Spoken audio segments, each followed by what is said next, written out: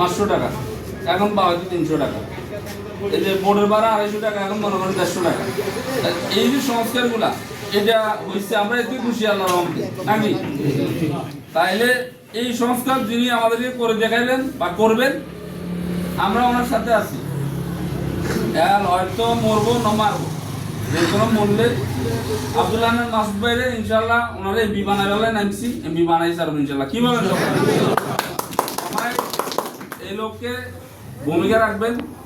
আমি হিসাব করে আপনারা দাঁড়াইলে সবাই 10 জন দাঁড়াইলে এখানে টুপিটা দু একজন থাকে দান্দাবাজ সান্দাবাজ, এগুলা চলে যাবে। গড়জোয়ার স্রোতে এগুলো এমনি বাসি চলে যাবে। আমরা নির্ভয়ে কাজ করতে হবে। কোনো ভয়ভীতি দেখাইলে ওইটা পাওয়া যেত না। দেখতেছি অনেক জায়গায় মনে করেন সন্ত্রাস মামলা হামলা, এই দেশে মনে করেন বাসন মাঝে কোনো টাকায় তার কেউ আসেনি, আসল বাসন মাঝের অস্ত্রের মুখে দাঁড়ায় মনে করেন হরিণের ভোট করে এলেছে অনেকে। তো জনগণ যেদিকে ঝুঁকে আমি মনে করি যে ওদিকে কি ইনশাল্লাহ জয় আসবে। তো সবাইকে হয়তো অনেক বেশি বলে ফেলছি, যদি ভুল বিভ্রান্তি কিছু বলে থাকি মনে কষ্ট নেবেন না, মাফ করে দিবেন। আসসালামু আলাইকুম। এই কথা বলে আমি আমার বক্তব্য শেষ করছি।